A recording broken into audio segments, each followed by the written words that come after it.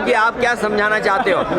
जिस सरकार ने ये कहा कि विकसित भारत बनेगा, जिसने ये कहा कि बनारस को क्यों बनाएंगे, और विकसित भारत का इंफ्रास्ट्रक्चर कैसा होना था, आपने कुंभ में देखा कि अगर इनका इंफ्रास्ट्रक्चर अच्छा होता जी, और जो तैयारी बताई थी कि 100 करोड़ की उन्होंने तैयारी की है, अगर 100 करोड़ की तैयारी होती तो लोगों को यह सुविधा नहीं होती।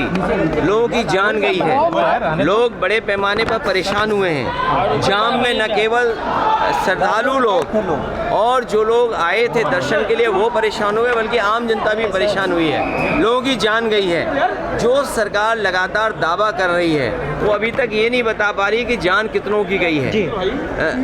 केवल भगदड़ की जान नहीं, जो लोग यहाँ आए दर्शनार्थी श्रद्धालु, उनकी भी बड़े पैमाने पे जान गई है, जो सरकार छिपा रही है। हाथरस में एक बड़ा हादसा हुआ है। 50 करोड़ तो नहीं आए हैं, 60 करोड़ लोग आए हैं। आप भी झूठ मत बोला करो। आप उनकी गिनती कम मत करिए। वीआईपी मूवमेंट बंद नहीं हो रहा है। आप उनकी गिनती कम मत करिए। वीआईपी मूवमेंट बंद नहीं हो रहा है। गिनती कम कर करके आप उनको भी परेशानी में डाल रहे हो। जो आंकड़ा आएगा वो 60 करोड़ का आंकड़ा आएगा, लेकिन 60 करोड़ के आंकड़े के बाद भी जिन लोगों की जान गई है, जो भगदड़ में मारे गए, उनकी भी अभी तक सूची नहीं दे पा रहे हैं।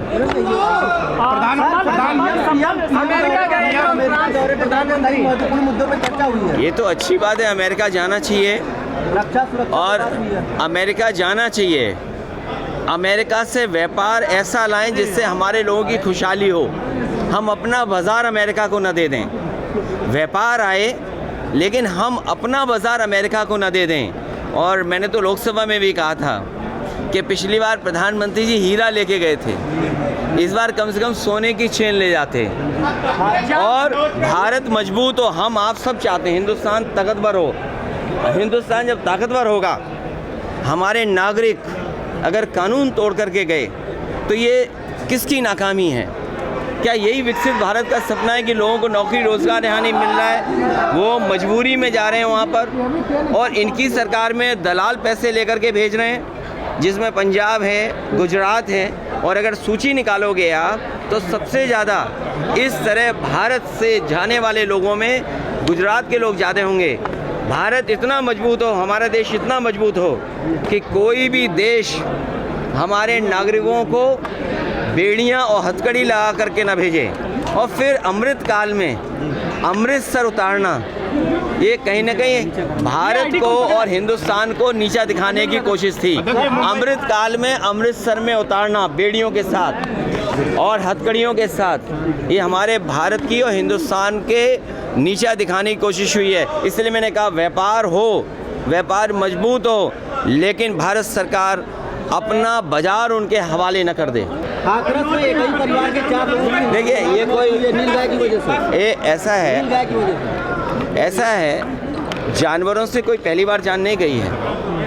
इस प्रदेश में लगातार हम लोगों ने विधानसभा में भी बोला है, और याद करो तो हम सांड समाचार के माध्यम से सरकार को जागरूक करते थे। बड़े पैमाने पे लोगों की जान गई है। मरने वालों के प्रति संवेदना और दुख प्रकट सरकार को भी करना चाहिए, उन परिवारों की मदद करनी चाहिए सरकार को। अजय जी, इंडी गठबंधन में कांग्रेस की भूमिका से आप संतुष्ट हैं?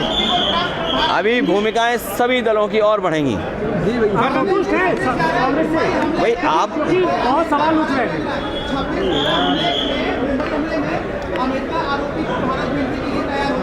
तो ये तो जो भी भारत और हिंदुस्तान की सीमा और भारत की आंतरिक सुरक्षा के लिए खतरा बनता है, उस पर कार्रवाई हो, उसमें हर देश को सहयोग करना चाहिए। मुंबई कोऑपरेटिव बैंक आज बंद हो गया है, कई लोगों का पैसा फंसा है। लोग कहाँ पर? मुंबई का कोऑपरेटिव बैंक को बंद कर दिया गया है। देखिए, कोऑपरेटिव यूनिवर्सिटी बनने जा रही है, और कोऑपरेटिव में मुझे नहीं पता है कि किस कारण वो घटना हुई होगी जहाँ पर अकाउंट, लेकिन सच्चाई ये है कि आपके पैसे की कीमत नहीं बची है।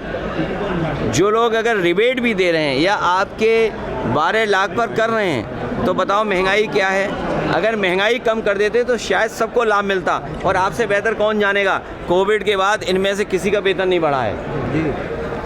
अब देखो मुस्कुराए। कोविड के बाद से जितना इनका वेतन कम हुआ उससे ज़्यादा इनका वेतन नहीं बढ़ पाया। सर वो बिल को लेकर ये कोई नई चीज़ नहीं है, छापा मारना है।